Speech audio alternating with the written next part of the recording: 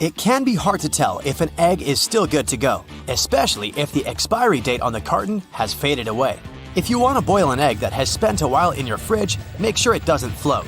Fresh or relatively fresh eggs tend to drown. In case you're up for a scramble, things get much easier. One sniff is enough to realize if the egg is off. Do not throw away cracked tomatoes in disgust. First, inspect them a little bit more. Sure thing, large cracks can be somewhat dangerous since they attract flies, and yeah, mold, fungi, and bacteria can develop inside too. But relatively small ones won't harm you. If you want to play it safe, just cut around those cracks and use the good parts for whatever you want, except for canning. Otherwise, your pickled tomatoes will blow up. There's nothing bad about apples, bananas, and potatoes going a bit brownish. Thing is, it's a completely natural process. When these guys are exposed to air, their insides kinda oxidize, resulting in a brown color. There's a tip on how to prevent it. You can sprinkle lemon juice all over your apple, for example. Storing it in the fridge helps too. Picture this. You're walking home from a supermarket, your shopping bag fails you, and your groceries end up on the sidewalk. Sometime later, you realize your veggies are bruised. Trust me, it's not a big deal. Yeah, their cell structure is damaged, but it doesn't make them inedible. However, it's better to remove the bruised part of your veggies because they are open to microbes. The watermelon looks as if it just got a tattoo. The ornament is cool, but watermelons don't go to tattoo artists, and the only thing the retailers can draw is a price tag. This mosaic means that the watermelon is sorta sick. Officially, it's called watermelon mosaic virus and can be found on squash and some other veggies too. Good news, it's still safe to eat, unless you're from the cucurbit family, meaning it poses a danger to you only if you're a pumpkin or something. Okay, this one may sound a bit crazy, but sour pasteurized milk isn't likely to make you feel bad. You won't probably like its smell, and if it doesn't pass the sniff test, you can use it for homemade cheese or pancakes. Anyway, trust your guts. If you don't feel it's good to go, throw it away. You don't want to mess with dairy products. As for vegetable milk, some people believe that if it gets layered, it's off. Well, it's not quite so. Try shaking it well, give it a sniff test, and probably it's still good to go. Green may be the synonym for fresh, but remember, it can also be the synonym for toxic. The green parts of potatoes, their sprouts, and their eyes have natural toxins. No matter how long you fry them, those toxins still remain even in the cooked green potatoes. There are two potato red flags: green color and bitter taste. Spotted any of those? Discard the villain. Fresh sprouts don't mean the veggies are flourishing. They mean your veggies have gone too far. You know what it means? Right, toss them. Good news, y'all pasta lovers. Dry pasta won't expire. Ever. Or almost. Like honey, it's officially the eternally lasting product, but pasta beats food longevity records too. Still, air and humidity aren't dry pasta's best friends. So it's advised to store unopened boxes of pasta for about 2 years, while the opened ones can last for up to a year. You're enjoying your Caribbean vacation. Nature is idyllic. Look at that tree with some yummy fruit on it. Wanna grab? Nah, not so fast. It even has a warning sign: Manchineel trees, poisonous. And yep, the inscription is translated into Spanish and German to make sure as many people as possible stay away from here. Those fruits look like harmless apples, but you don't want to munch on them unless you haven't done everything you ever wanted in this life. You don't want to touch it either. And stay away from the tree. Right, pretty much any part of this notorious tree can seriously mess with you. One more problem. It's not that easy to get rid of the tree. Once someone cuts it, it replies with milky ooze, squirting right at whoever wants to banish the tree. The result is unpromising: blisters and burns. If the sap gets into your eyes, you'll get temporary blindness as a bonus. Good news, there's still a way to tame those trees. To do that, people first need to burn the tree at the base, preferably standing far away. Then the fallen tree is left to sunbathe for some time, and after it's dried, it's safe to cut. There's even unique and unexpectedly safe furniture made from Manchineel trees. This is a football, and this is a football fruit. The first one can harm you if it hits you right in the head, but the second one is a bit more dangerous, even though it seems harmless. Football fruit is another example that a chef should know exactly what and how to cook. The large seeds of this fruit are pure poison. But still, people learned how to use even poisonous parts for medicinal and even cooking purposes. For example, football fruit can be effective against parasites and for storing fish in the Philippines. Guacamole tastes best with ripe, creamy avocados, but there are sometimes brown and black streaks or dots in the flesh. Don't worry, such avocados are still edible, but the taste won't be that mild. But if you want to make an avocado shrimp salad, you better watch out for the brown lines down the shrimp's back. This line is the shrimp's digestive line, and cooking actually helps get rid of all the bacteria. But you don't want to eat that, huh? Right, and what about white, holy stuff in your mango? It's not the pit, but it sort of looks like one. In reality, this is just a starchy mango tissue, which means it's safe to eat, at least around the holy stuff. You cut your peach in halves, but the pit looks off. The area around is bumpy and weird, and the pit itself has split open. This one is fun. The split probably appeared when the peach was still on the tree. And that weird stuff is just the sign that the peach has tried to repair the damage. One more about peaches. The black spots on the skin, eat or toss. Eat, but don't forget to peel it before. If the flesh below looks good, munch on it, but trust your gut, and probably your nose, and your tongue. If the taste is regular, there's no need to worry. This one is frequent. Apple scab. This one is totally safe, despite it being a fungus. The exterior may not look appetizing, but who cares?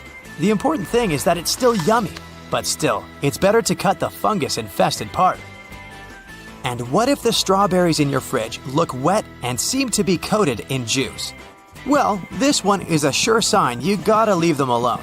They're just too old to be eaten, and they're quite vulnerable to germs. Plus, these berries won't taste the same way they did when they were young and beautiful. Fancy some salmon? Sure, if you like it oven-baked or grilled, you may notice some weird white ooze once it's cooked. Do you know what it means? It means you gotta grab the cutlery and enjoy your dinner. This ooze is just coagulated protein, and it's perfectly edible. Bon appetit! Remember, we don't want to eat sprouted potatoes, right? But sprouted sweet potato is still good to go, and the taste doesn't differ much from non-sprouted sweet potato. Actually, even the sprouts themselves are edible. But let's play it safe at least and toss them. The Baltic Sea anomaly. In 2011, a diving team came down to the bottom of the northern part of the Baltic Sea. They went on a treasure hunt, but what they came upon was a pretty weird object. When they took photos and showed them to others, many believed it was a sunken spaceship of another civilization. Other people thought that some natural causes formed the object, but the metals inside the structure definitely couldn't have been formed naturally. Now, some scientists even believe it was something that appeared way back in the Ice Age. Maybe it was even a meteorite that ended up trapped under ice back then. A maelstrom is a whirlpool, some sort of a powerful rotational current that forms when two currents collide and create a circular vortex. Even fearless Vikings were afraid of maelstroms because those were forces so powerful that they could sink large ships. These whirlpools remain dangerous even today, but luckily, not for big modern ships that are large enough to withstand the power of maelstroms. But a cruise ship that gets into a maelstrom usually faces massive waves that can rock even big vessels from side to side pretty intensely. A maelstrom can be so strong, it can turn into some sort of an underwater black hole. Yep, black holes are not only present in the cold expanse of space. You can find them here on our home planet too, swirling in the oceans. They're similar to those in space, since they're compacted so tightly that nothing they trap can escape. Underwater black holes often span up to 93 miles in diameter. And if you got into one of those, you probably wouldn't even know it. These black holes act like vortices, but because of their size, even professionals can hardly see their boundaries. Here's something relaxing. Next time you go to the beach, pay attention, and maybe you'll see an optical phenomenon called the green flash. You can see it shortly after sunset or right before sunrise. It occurs when the sun is almost completely below the horizon, while its rim, the upper one, is still visible. For just a second or two, that upper edge of the sun will appear green. It's because you're looking at the sun through thicker parts of the atmosphere as it's moving down in the sky. As it's dipping below the horizon, light refracts, or bends, in the atmosphere and gets dispersed. Wait for a clear day with no clouds or haze on the horizon to see this phenomenon better. You've been looking forward to a nice swim, only to realize that the water in the ocean is red? Better avoid going in. Florida is known for its red tides. It occurs when the concentration of specific microscopic algae is higher than normal. Thousands of species of algae in marine and fresh waters are mostly harmless to animals and humans. They even help us, since they're an important source of oxygen. But some, like the algae that makes the ocean red, can be extremely dangerous for marine animals, like sea turtles, fish, and seabirds. This kind can grow out of control and produce neurotoxins harmful to humans, especially those who have some respiratory issues. Such people should avoid red tide areas, especially when winds are strong enough to push the algae toward the shore. Volcanoes can spew poisonous gas, ash, and red-hot lava. Those are the most obvious dangers most of us already know about. But submarine volcanoes can be very tricky in their own way. Sometimes, when they're located in shallow waters, they reveal their presence by blasting debris of rock and steam high above the surface. Since submarine volcanoes are surrounded by an unlimited supply of water, they can behave differently from those on land. When they erupt, seawater gets into active submarine vents. Lava can be spreading across a shallow sea floor, or sometimes even flowing into the sea from land volcanoes. When in water, it may cool down so quickly that it shatters into rubble and sand. So, there are large amounts of volcanic debris left there. You know those popular black sand beaches in Hawaii? That's how they formed. Hot lava and powerful eruptions certainly don't sound safe, but submarine volcanoes in deeper waters are equally dangerous. Even though they're not necessarily erupting, they produce pockets of bubbles. These bubbles reduce the density of the surrounding waters, which can even sink ships. The worst thing is that when you look at the surface of the ocean, you can't understand something's wrong. But at the same time, tiny bubbles are there, causing ships to lose buoyancy, and with very little warning. A cross sea is a rare phenomenon, beautiful to observe, but also very dangerous. It's when you see square waves, which are more common in shallow parts of the ocean. That's something you can often see in France or on certain beaches of Tel Aviv, but it can also happen in many coastal areas across the world. A cross sea occurs when two wave patterns travel at oblique angles. They form this checkerboard-like pattern. It mostly happens when two swells meet, or when a swell pushes waves in one direction, while a strong wind pushes them in another. These square waves can be dangerous for swimmers and boaters. The waves produced by strong ocean currents can be pretty unpredictable and tall, sometimes up to almost 10 feet. This phenomenon is sometimes called white walls. These waves can be so powerful that they can turn over even big boats. If you fill a clear glass with some ocean water and take a closer look, you'll see it's full of very small particles. Seawater contains dissolved salts, fats, algae, proteins, detergents, and other bits of artificial and organic matter. If you shake that glass, you'll see tiny bubbles forming on its surface. That's how sea foam forms when waves and winds agitate the ocean. When you see thick sea foam, algal blooms might have caused it. When big blooms of algae fall apart in the sea, large amounts of that matter move in the direction of dry land. Most kinds of sea foam aren't dangerous to humans, But when blooms of algae fall apart, it can have a negative impact on both the environment and people.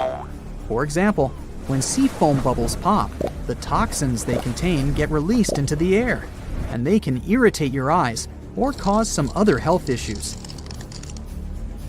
You can see a tidal bore in the areas where a river empties into a sea or an ocean. It's a powerful tide that goes against the current and pushes up the river.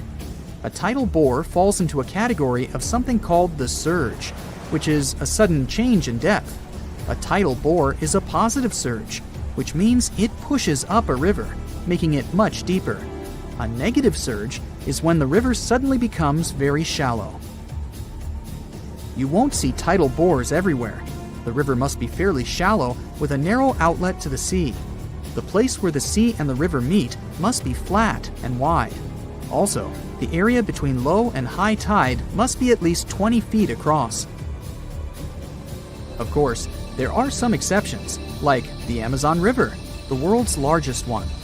The mouth of the Amazon is not narrow, but the river experiences tidal bores. That's because its mouth is shallow and has many sandbars and low-lying islands. The tidal bore is so strong there that the river doesn't even have a delta. Its sediment goes directly into the Atlantic Ocean, where fast-moving currents take it away. A tidal bore is often unpredictable and can be extremely rough. In many cases, it changes the color of the river from greenish or blue to brown. It can damage vegetation or even tear trees out of the ground. So, recreation sports like kayaking and river surfing can be hazardous in these areas. Even if you just want to take a look at a tidal bore, be careful. Tidal waves can sweep over lookout points and drag whatever or whoever is there into the churning river. Leaving your valuables or a chocolate bar in a car is a no-brainer. But there are other things people often overlook. Here's what to watch out for before leaving your car. Number 1 is aerosol cans, hairspray, deodorant, spray paint, household cleaner, and that sort. On the back of these cans, you might notice a storage temperature recommendation. Well, stick to that. Here's what can happen. Since these cans are pressurized, they become more sensitive to temperature. What's inside the aerosol may expand, and this may result in a crack, and then the can can blow up. Temperatures above 100 degrees Fahrenheit are already alarming, and it can easily get as hot as that in your car on a warm summer day. Researchers from the USA have figured out how long it takes a car to turn into a sweat factory on a hot day. Within 1 hour, the insides of the car parked in the sun reaches 95 degrees Fahrenheit or hotter, with an average temperature of 116 degrees Fahrenheit. So, if you want your car in one piece and running, take aerosol cans with you. The second item is sunscreen. Sunscreen is vital for your skin since it decreases the risk of skin complications and prevents skin aging caused by the sun. This includes wrinkles, sagging, and age spots. But when you leave sunscreen in your car, it gets exposed to high temperatures, and it can ultimately shorten its shelf life. If you end up finding spoiled sunscreen, you might notice a funny smell when you open the cap. Plus, the heat might cause the cap to open, and the sticky substance will get all over the car. The same rule applies to lipsticks and other cosmetics as well. The next one is plastic bottles. There are 2 reasons why you shouldn't leave them inside your car. Firstly, a plastic water bottle can act as a lens, magnifying the sun's rays and starting a fire. A fire department in Oklahoma conducted an experiment and confirmed that the danger of fire was real. David Richardson from that department says it can happen if the beam of light is focused enough. The second reason is related to your health. Many plastic bottles contain bisphenol, a potentially toxic compound. The BPA levels can increase at high temperatures, and that can be harmful to your body. There's a chance that this chemical can get into your drink after you leave the bottle inside the vehicle. Oh, and batteries. They can lose their capacity to work at full power when they're left abandoned in the car. You can buy a new pair and fix this problem, but it won't be as easy to solve the problem of leakage or a rupture. It can be bad for your health because battery acid is dangerous when inhaled and highly corrosive. The reason for leakage is again related to high temperatures. Battery manufacturers recommend keeping their products at room temperature. This fact is partially related to batteries. It's about electronics. Have you ever realized how hot your phone can get when it's exposed to the sun? You're driving, and let's say, looking at the GPS on your phone. Even in this situation, your phone can heat up. What will happen to it after hours of sun exposure? Phone companies are strongly against customers leaving their devices in vehicles because they might shut down, get damaged, or, boom! Personal belongings are another priority on the list. A wallet or a handbag may come to one's mind first. Yet, a passport or even some change you leave near the passenger seat is sometimes enough to attract a thief. Better to keep such stuff out of sight, for example, by storing it in the trunk instead of leaving it in the back seat. Number 7 is also related to theft. Life can be too hectic sometimes, and it's understandable if you can't clean your car frequently. But leaving garbage in the car is another mistake. Thieves tend to search for messy-looking cars. They think that the owner doesn't use such a vehicle frequently. How about plants? I know it isn't that common to keep plants in the car on a daily basis, but sometimes you need to move them. The heat inside the vehicle can easily dehydrate the poor thing. Medications are another thing you shouldn't keep in the car for too long. The constantly changing temperatures inside the vehicle can decrease the effectiveness of your pills. Authorities recommend keeping most medications at 59 to 77 degrees Fahrenheit in a cool and dry place. Important documents that contain your personal data shouldn't be left in the vehicle either. Some examples of such documents are tax forms, financial statements, and school transcripts. A thief could commit fraud or identity theft using this valuable information. And there's also food and drinks. Experts recommend not leaving groceries or leftovers in a warm car for more than 2 hours, or only an hour when it's over 90 degrees Fahrenheit. The same rule applies in the winter too. Canned foods, for example, have a high risk of going bad. If a can of sweet peas, let's say, gets frozen in the car, the effect will be similar to what would happen to soda. Let it thaw in the refrigerator instead of leaving it at room temperature. If the product doesn't look or smell normal, throw it away in a place where not even an animal can find it. Don't try to taste it, just trust your senses. If the item seems rusted or there are some cracks in the can, it should end up in the trash too. Eggs are another example. Normally, eggs shouldn't be frozen. But let's suppose you forgot one grocery bag in the trunk of the car, and the weather was so cold at night that the eggs got frozen. Keep the eggs in the refrigerator before use. They should be hard-cooked. It's your only option. You see, freezing causes the yolk to become thick and syrup-like. It loses that natural flow and doesn't mix well with other ingredients. You shouldn't leave your pets alone in the car, obviously, and not just because of a potential rise in temperature. They will feel uncomfortable without you, their best friend, accompanying them. In their frustration, they might do something to get noticed, which can be, for example, ruining the interior of the vehicle. Now let's return to the winter season again. If possible, keep the gas tank of your car over half full. This can prevent the fuel lines from freezing. It also makes it easier to start the engine and hit the road in the morning. While keeping an eye on the fuel bar, it might be a good idea to glance at the tire pressure too. The cold can result in tire pressure drops. Not only high, but also low temperatures can damage some items. A good example is paint cans. They should be quickly taken out of the vehicle in the winter. The ingredients in the paint can experience expansion, separation, and clumping due to the cold. In other words, you won't be able to use this paint anymore. Weather also affects wooden musical instruments like violins or guitars. Changes in temperature and humidity can cause wooden instruments to warp, crack, or split. Glasses get affected by fluctuating temperatures too. In a hot car, plastic frames can bend. Or plastic can become brittle when it's very cold, This makes glasses prone to breaking. Don't leave house keys and garage door openers inside the car. This is an everyday practice for many people, but it's risky. They can get into the wrong hands. To listen to music, most people connect their phones to the car or listen to the radio. CDs are getting less and less used these days, but don't leave them in the car anyway. They might get warped, and you won't be able to use them anymore. Can you think of any other items you shouldn't leave in the car? This spiky tree knows how to shoot, so you better stay away from it. It's called a sandbox tree, and you can find it in Amazonia. Initially, its seeds are formed in the shape of a small pumpkin. As time goes by, they harden and mature. But here comes the fun part.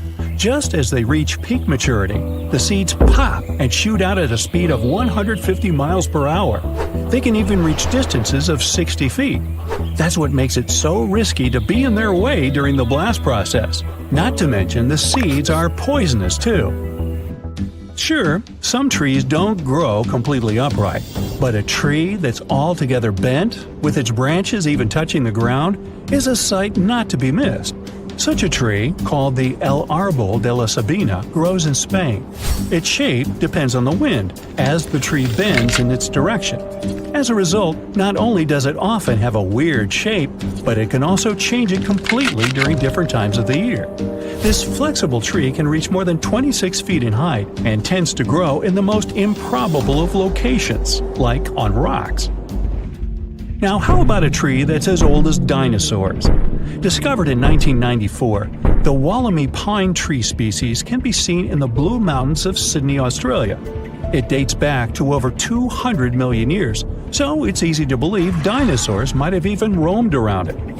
Since these trees are endangered and only 100 exhibits exist to this day in the wild, the scientists don't feel like disclosing their location. They want to make sure the trees are well preserved. Also, they're important for science, as studying them may help us uncover new information on the Earth's past. The bark of the tree can teach us many different things, like different temperature periods or exposure to various chemicals. The tree of life gets its name because it's able to withstand difficult conditions and actually thrive. Located in the desert outskirts of Bahrain, the Prosopis cineraria has a very deep root system, which allows it to survive in the scorching heat. The scientists still can't find out how it manages to get sufficient water. It's so special that it gathers over 50,000 tourists each year. La India Dormida in Panama is a mountainous area that's shaped like the body of a sleeping girl.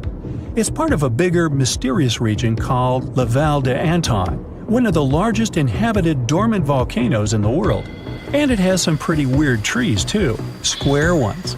Even the rings of these trees, meaning the interior of their trunks, are the same shape, with sharp edges, sometimes even at a perfect 90-degree angle.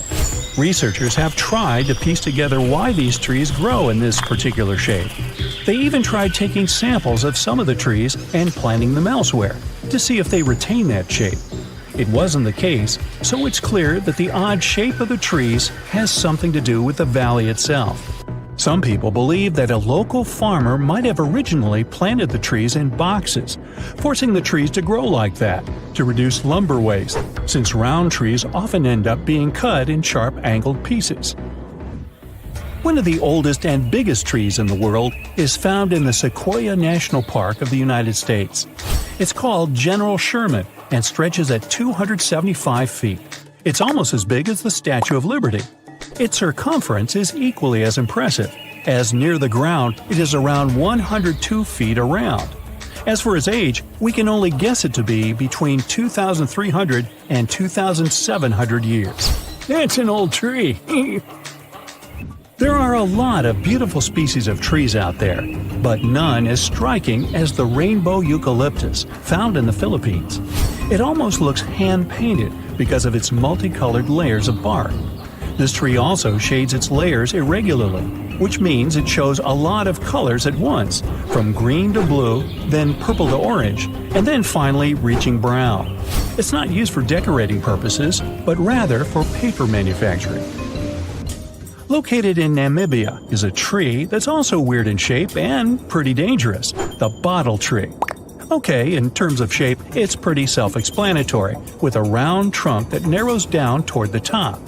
But the milky sap harvested from the tree is extremely poisonous. Legend has it that local hunters used to dip their arrows in it for added efficiency. It does look really beautiful during bloom season, with flowers that grow in pink and white with a red center. Now, to see a crooked tree every now and then isn't so special. But to see a whole forest of them, you'd have to travel to the Polish town of Gryfino. Near it, there is a forest made out of 400 oddly shaped trees. They've been curved with mechanical intervention. They didn't just grow like that, but their purpose remains a mystery to this day. Some have said it's because the wood from the trees was intended for furniture, or even for the construction of boats. But either way, the forest was eventually abandoned. A silk cotton tree has taken over the ancient Ta Prohm temples of Cambodia, creating a spectacular view. The massive branches of the silk cotton trees were free to grow over the structures for ages, going back as far as the 12th century. The temples have been restored and are accessible to tourists. The dragon's blood tree grows in the Canary Islands of northwest Africa.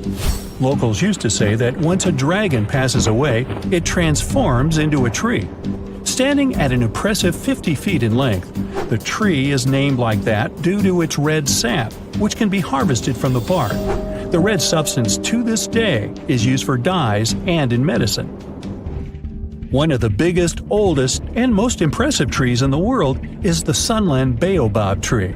It's 72 feet high and has a circumference of 155 feet. It's located in South Africa. What makes it even more spectacular is the fact that it is naturally hollow inside. So, a small lounge was set up inside the tree back in 1933. It initially could support up to 20 individuals, but it can now host up to 60 people. Not to mention, the tree dates back over 6,000 years.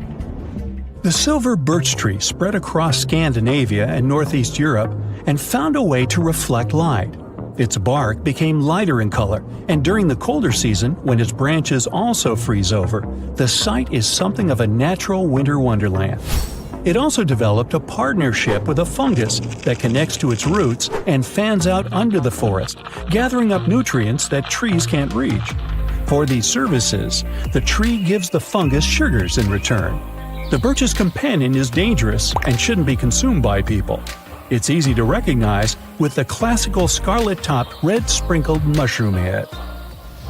A natural festival not to be missed is Japan's cherry blossom season. The pinkish-white blossom is deeply rooted in Japanese culture, going hand in hand with a local saying called Mono no Arare. Was I even close on that? Which relatively translates to the fact that everything is temporary, regardless of how perfect or beautiful it is. Should you ever visit Japan, you'll quickly see that the cherry blossom symbol is everywhere, from company logos to even clothing or household items. Yosemite National Park in California once had an amazing tree structure that was turned into a tunnel. It was a coast redwood tree, stretching 227 feet tall. It was nicknamed Wawona, the Native American word for the hoot of an owl. The tree fell in 1969 because of a heavy snow, but it survived as an ecosystem for animals, plants, and insects. It's now called the fallen tunnel tree.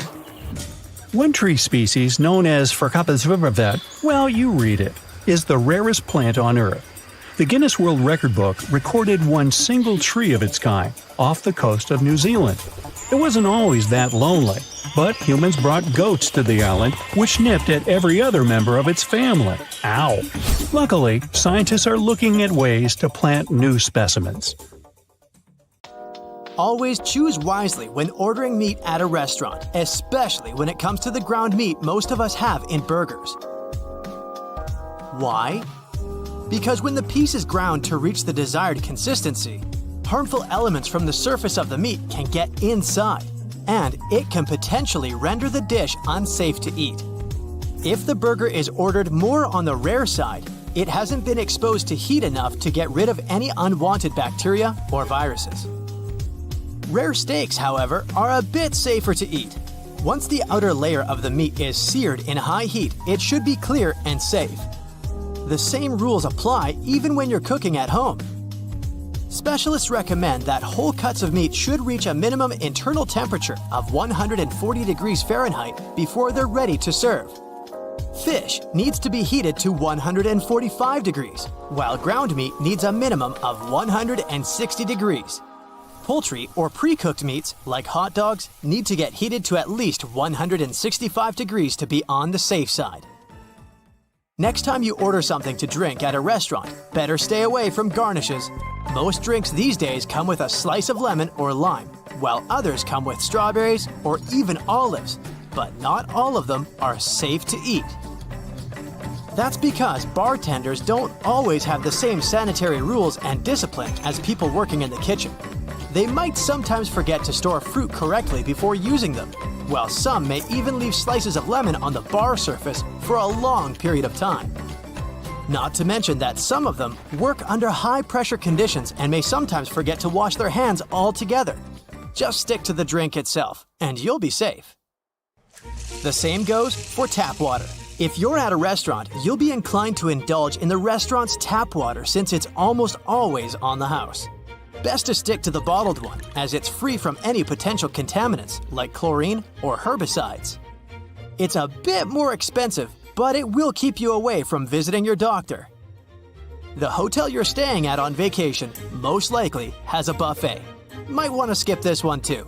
For starters, you can't always tell how long a piece of food has been staying out. More so, not all people enjoying the buffet really obey the rules. They don't all use forks and spoons to place the food on their plates, and some of them may even be ill. It can be anything from a cold to the flu. If you don't want to skip the buffet though, you might want to go for the one that features a food warmer. Also, try to be on the lookout for what sorts of food should be warm and what should be cold. Slices of cheese, for example, shouldn't reach room temperature. At the same time, soups or pieces of cooked meat should always be eaten hot. Going out for dinner with friends and planning on sharing your meals? Skip the bread basket. You'll thank me later. Too much bread can be bad for your diet. Plus, not only does it have empty calories, but bread baskets are also known to travel from table to table.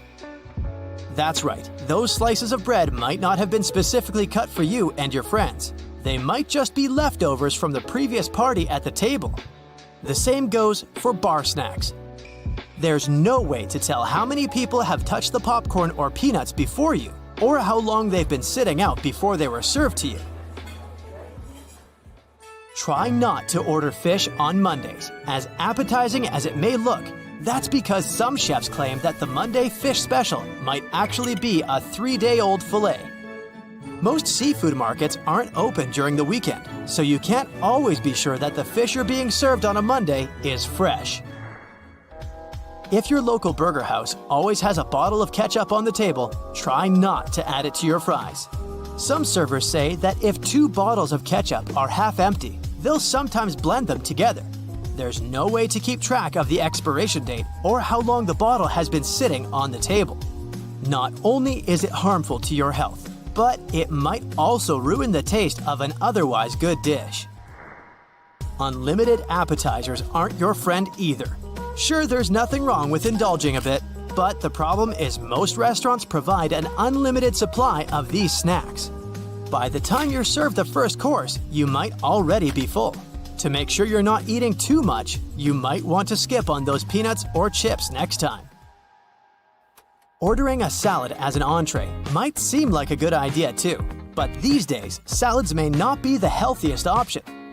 Most of them are filled with deep-fried pieces of food or have a lot of toppings like sauces or nuts. That little bowl of salad may end up having more calories than the main course itself, so make sure you ask the server about all the ingredients and quantities before ordering. If you're not able to finish your meal and plan to ask for the rest to be put in a takeout box, make sure you head straight home after dinner. If the box remains sitting outside at room temperature for too long, the food may end up spoiled. Not to mention that the taste will be completely ruined. So, if you plan on going shopping or seeing a movie after lunch, you might want to give up on that takeout. The second cheapest beverage on the menu at your local restaurant may keep a little secret. Sure, you may be inclined to order it if you don't want to look cheap, but for most restaurants, the second cheapest option may be the one they pay the least for. But if you go with the house option, it usually has the best value for money. Both high-end and low-end restaurants can provide you with some extra ice in your drink if you ask for it. However, it may not be the safest thing to do, as ice machines are not always properly cleaned. Some waiters and restaurant staff have even admitted to seeing mold or dust accumulated around the ice box. To be on the safe side, ask for a freshly refrigerated beverage. It will most likely be sealed, and most restaurants open soda bottles right in front of you, so you'll know it hasn't been contaminated. Having ice cream for dessert sounds like the lowest calorie option, but there's a catch. Most restaurants charge you way too much for a simple cup of ice cream. Why pay for it at the restaurant when you can pick up a tub from your local supermarket on your way home? If the specific restaurant doesn't offer its in-house made ice cream, try choosing something else or skip dessert altogether. We're all excited to go out for dinner on a special occasion, but it's best if you skip national holidays. On such days, the kitchen is really crowded since the staff needs to bring out plate after plate. This means they'll have less attention to detail because of the amount of pressure they're under. If you do really want to celebrate a specific holiday, pick the day before or after, or even the next weekend. But if the restaurant has been closed for the holidays, don't be so fast to book a table immediately after it opens again. You might be served food that's been left in storage for quite some time. Holidays may also be a nice occasion to polish your home cooking skills. You might also want to skip on some items on the menu if the restaurant doesn't specialize in them. Let's say you want to order a steak at a seafood-themed restaurant. That specific piece of meat might have been in storage for quite some time.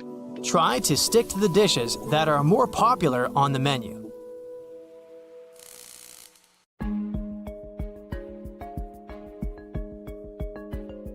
Welcome to Starbuck Island in the middle of the Pacific near French Polynesia. Even if the name brings to mind a strong coffee smell, you will find no frappuccino there. The island is uninhabited. It's also pretty tiny, just 5.5 miles east to west and about 2 miles north to south. The island is so small, New York City could fit in 18 such islands. Seems like there can be zero interesting things, but Google Maps have something to surprise you. A couple of months ago, there was a viral TikTok video about a weird saucer-shaped object found on Google Maps on Starbuck Island. The video racked up over 5 million views in 2 days. The creepiest part is that there's a long streak traversing almost the whole island. It looks as if someone had to brake with all their might, but failed, and it resulted in a crash of that saucer-looking vehicle. Could that be another possible proof that we aren't alone in the universe and someone tried to visit us and couldn't drive very well? All these speculations are blood-chilling, and the users believe no one knew the true story behind those traces and the saucer.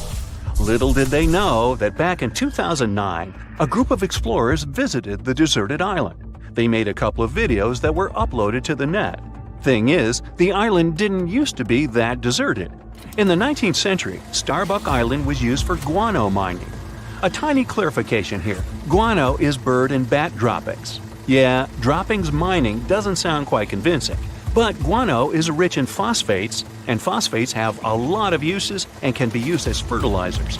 So, since there were some people on that island, they had to construct a sort of temporary settlement, which they did. Now, back to Google Maps. Do you see that angle? Right. The satellite picture can be compared to the pictures and videos made in 2009 by the explorers. Another point proving that this weird object has a terrestrial origin is that there are some trees on the island, which is bizarre. These trees aren't native to coral limestone terrain, and they were definitely planted by people. Mystery solved. The saucer-shaped object is not an extraterrestrial vehicle, but what remains from a settlement. And the traces stretched out across the island? Who knows? But it's definitely nothing out of this world. Another TikTok user claimed they saw zombies on Google Maps. Let's see if this one is true. First off, the video scared over 1 million people who watched it. This TikTok starts with a view from afar, And as the user zooms in, we understand we're in Finland. Then we see an inscription. Alright, I surrender. Finnish viewers, help me out here. The next thing we see is a low-quality Google Street View image, and that shot sends shivers down my spine. It looks like a mass gathering of people, but they don't look quite alive. The image looks foggy and bewildering. Are these real zombies? Sure thing they're not. First off, let's deal with the inscription. It translates to English as "A Quiet People's Facial Artwork by this person." So, he is a Finnish dancer and choreographer and intended the silent people artwork to be part of his performance. But now it's an independent art piece. Fun fact, the silent people figures get changed twice a year, in the fall and at the beginning of the summer. They get all the clothes from donations. Bang! Another myth debunked. Bright side 2, TikTok myths 0. Right, now take a look at that pic. Anything weird you've noticed? Right, it's a 3-legged girl. The satellite picture was taken in Croatia, but there's nothing to worry about. These are nothing but Google Maps issues. Thing is, the technology used for Google Maps purposes has a curious algorithm. Each object gets photographed several times, and then the resulting photos are stitched together to achieve the most accurate image. In most cases, it works, but sometimes it seems like the technology tries too hard, and it results in extra details and sometimes extra limbs people have in the photo. And if we're going to have a 3-legged race, then I'd bet on her. There's nothing that can escape the all-seeing satellite eye, right? On September 20th, 2022, a TikTok user posted a video about a plane found underwater on Google Earth app. The plane was found off the coast of Crooked Island in the Bahamas, not far away from Colonel Hill Airport. Now, let's see if that's true. The first thing we should keep in mind is that even Google Earth Help themselves admit the fact that the pic found in the app may be the result of several photos, either satellite or aerial, taken on different days and even in different months. The result of stitching might sometimes be a bit unpredictable. Remember the 3-legged girl? How could we forget? So, as you may have already guessed, this photo is nothing but stitching. The area with that plane was photographed multiple times in 2004 and 2005, then it was photographed 8 times in 2015 and a couple of times later. The most probable reason for this photo being on Google Earth is that these are the 2015 shots combined together. They say the reticulated python is the largest snake in the world and can reach a whopping 20 feet in length. There's a record of one such python found in 1912 that reached 32 feet in length. However, users found an even more staggering snake on Google Earth. On March 24, 2022, another mind-blowing video was posted on TikTok. The video got over 200,000 likes. Imagine the views! This time, the user claimed that a mega-skeleton of the extinct Titanoboa was found on Google Maps somewhere in France. It was hard to judge from the image, but the skeleton was estimated to be about 100 feet long and could have certainly been the longest snake that ever existed, if the snakes had had such a skeleton in reality. So it's the number one reason why this one is not a snake. You see, snakes have somewhat thinner ribs, and the skeleton in the picture looks way more massive. Another curious thing about this skeleton is that it turned out to be made of steel. See what I'm driving at? It's not a real skeleton, but a stunning 425-foot-long art installation. It's called this French name, which means ocean snake in French. The installation was created by a Chinese artist, Huang Yongping, and it's free to visit. The cool thing about this installation is that it only appears with tides, so it looks like a real archaeological excavation. Well, the artist made a monkey out of millions of users. If you ever travel to France, you can go check this extraordinary piece of art. It's located in this place, not far away from that place. Sometimes, Google Maps shows something that never existed. Meet Sandy Island. For a long time, it was believed to be located near New Caledonia in the eastern Coral Sea. It all started when Captain James Cook included it in the charts back in 1774. He never visited it, but it was later included in several more charts as a precaution against reefs. At the time, it was standard practice. Plus, the area was, and is still, swarming with pumice sea wrasse. These are the masses left after an underwater volcanic eruption, so such a precaution was a necessity. This way, the island stayed in the charts until 1974. A flying recognition campaign claimed there was a lack of appearance of that island, and Sandy Island was deleted from the charts. Google Maps appeared back in 2005, and the island, surprisingly, was there, even though it had been previously undiscovered. It got removed from Google Maps only in November of 2012. Now, there is nothing but black pixels, but there used to be a darkened sea area. Today, some specialists believe the whole situation with the island was just a copyright trap, which was a popular practice among cartographers back in the day. Those traps help cartographers protect their intellectual property. So, have you ever seen anything weird on Google Maps? Oops, another burglary in the US has just occurred. Wait another 22.6 seconds and there will be another one. Hey, no need to worry about your property. Forewarned, forearmed. Let's explore a few tips on how to protect your house. A mere sticker can contribute a lot to your house's safety. For instance, you can use a sticker that says you have a home security system, even if in reality you don't. It may not sound convincing enough, but still, burglars prefer not to mess with such houses. Just one more tip here. Make sure the sticker looks true to life, so a makeshift sign won't do. It's better to fork out some money and grab a real-looking sticker. Another smart trick is to leave a pair of really large shoes on the porch so that the burglars could clearly see them. It will make them think someone big and dangerous lives there, and they won't fancy meeting them. Right, now let's inspect your door. I hope you don't leave the keys under the doormat. The only things you can leave under the mat are the cookies or chips. This is a fun way to see if someone was visiting you while you were away. However, the trick doesn't give you a 100% guarantee. It might be a mailman, a delivery guy who got the wrong door, or even a random dog hanging around your porch. Yeah, cookies feel better in your stomach, not under the doormat. Okay, you're back home from work. It was a tough day and you're tired. You leave the keys in the keyhole and completely forget about it. Right, the main thing is that you've locked the door and the keys are inside. But who said there is no burglar in the bushes targeting your house? Technically, it might be impossible to insert a dupe and get in if there's a key in the keyhole. But these guys are well equipped and have a whole assortment of hooks to lure the key out. You know what happens next? They can seep into your house as silently as ninjas and grab all your valuables while you're peacefully sleeping.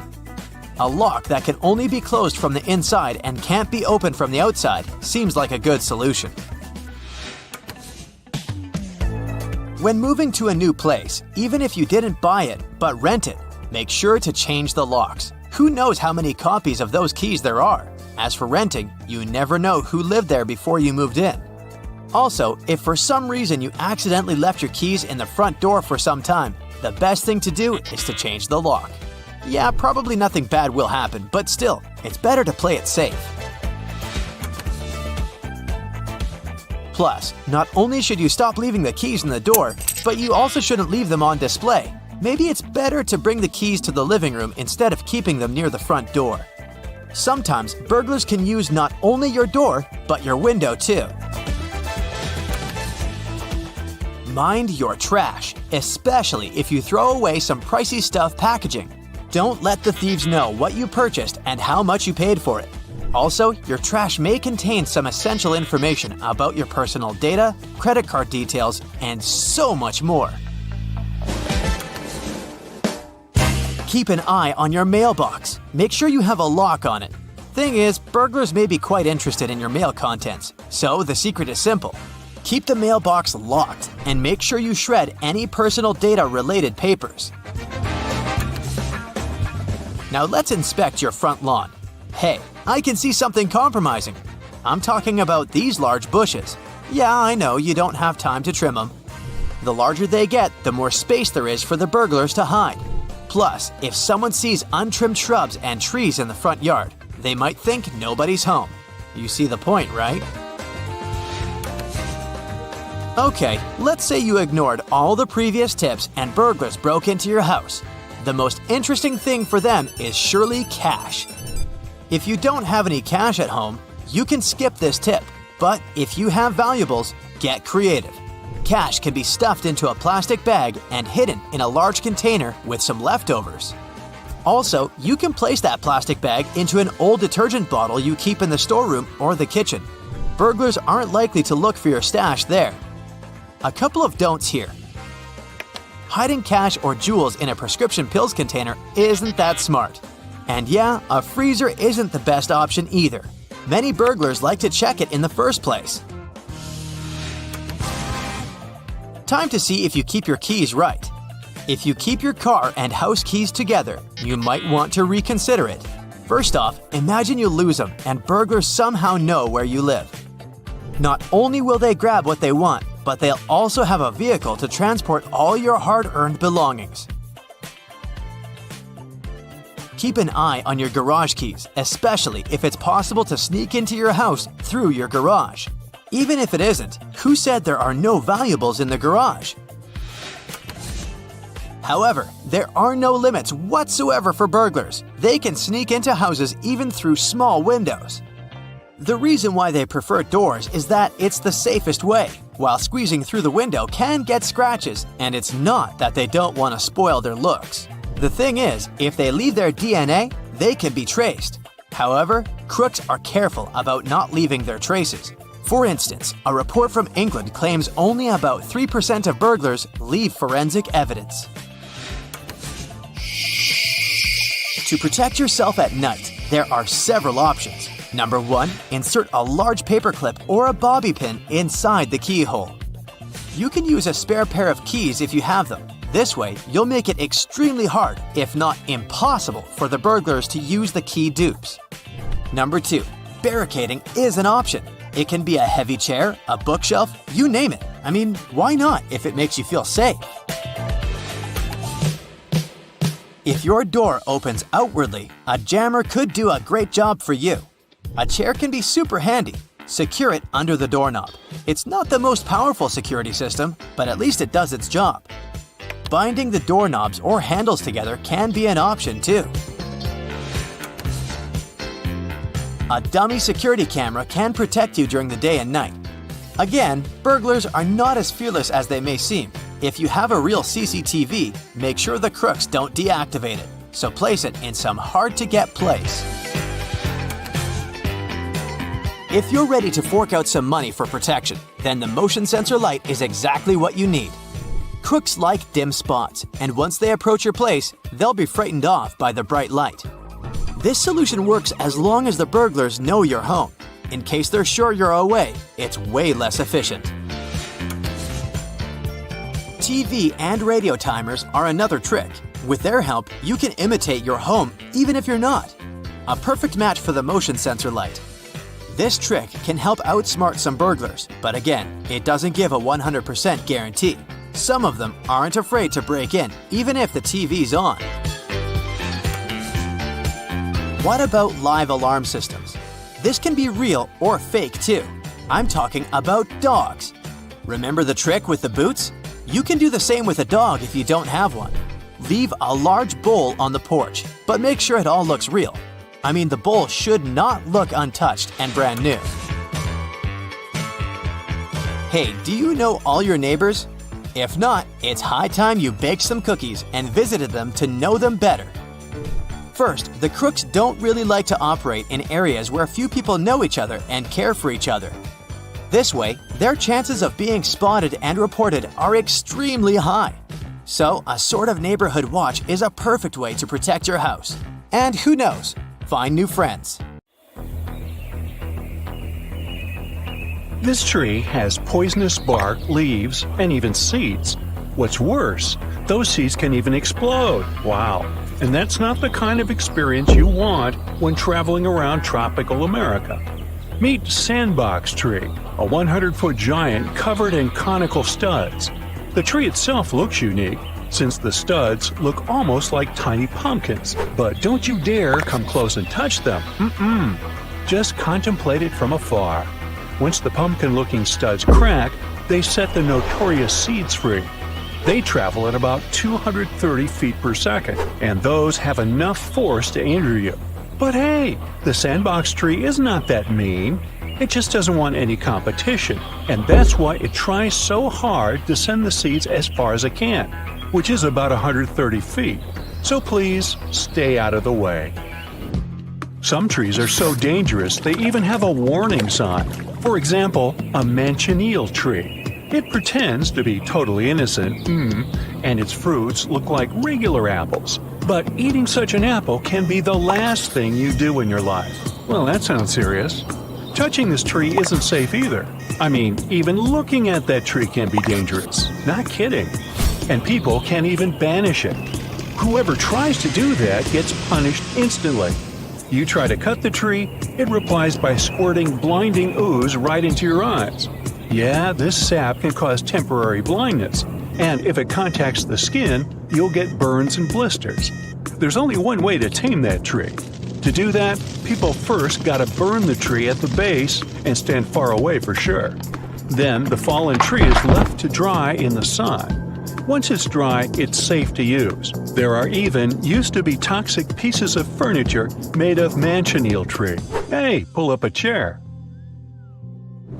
Now, this thing here, scientists call it jatropha fruit, but it's also known as black vomit nut. Ew. If you ever try to eat it, the first thing you'll experience is a burning feeling in the throat. Once it reaches your stomach, you'll have a severe stomachache. The result can be terrible. It can cause severe central nervous system depression, and it's not about being terribly sad. It's a physiological state when the breath rate is affected, the heart rate is decreased, and the person may even lose consciousness, not to mention a more serious aftermath. Ah, look at these heart-shaped leaves. They're so cute.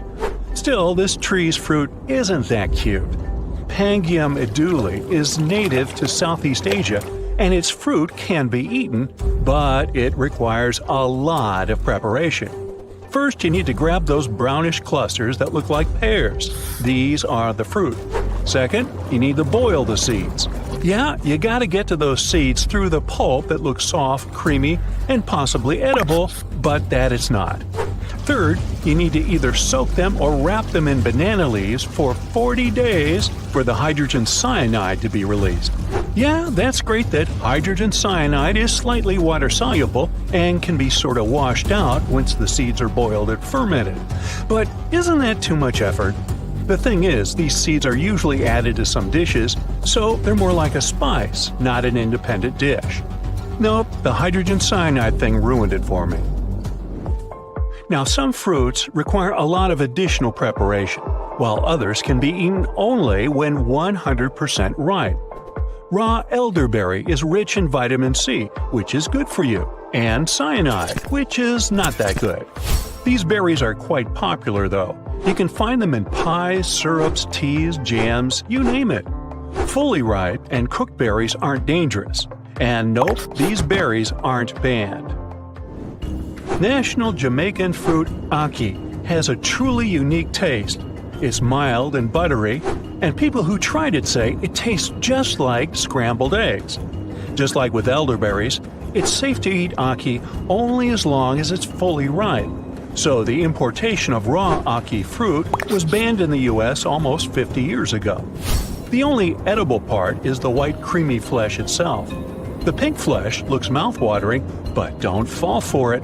It's highly toxic. Same with the black seeds. Well, let's interrupt this for a fun fact. People used to utilize ackee fruit for cleaning clothes, thanks to its laundering properties. Thing is, the fruit capsules have saponins that can create that lather we need for washing. Today, it's not that popular though, and very few people prefer it to manufactured soap. Soursop is one more fruit that doesn't seem to be available in the US. It's also referred to as guanabana and can release dangerous toxins, leading to some very unpleasant consequences if not ripe. Soursop fans, don't be sad. Chances are you might find some frozen pulp in supermarkets.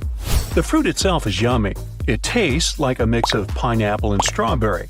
However, this fruit is not FDA approved because of its safety issues. But if you ever eat soursop, remember to avoid the seeds, as they're toxic to us human mammals. Looky here! This is mango. It's safe and delicious. Now look over here. This one kinda looks like mango when it's green, but you certainly don't want to eat it. These fruits grow on a pong-pong tree, and one kernel is enough to finish any human being.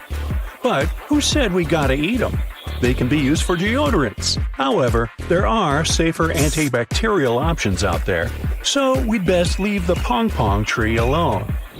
Now, arboreally speaking, a tree doesn't necessarily have to be poisonous to be dangerous. The bunya pine, or false monkey puzzle tree, for instance, has extremely giant cones, larger than your head. Imagine the size of the nuts those cones carry.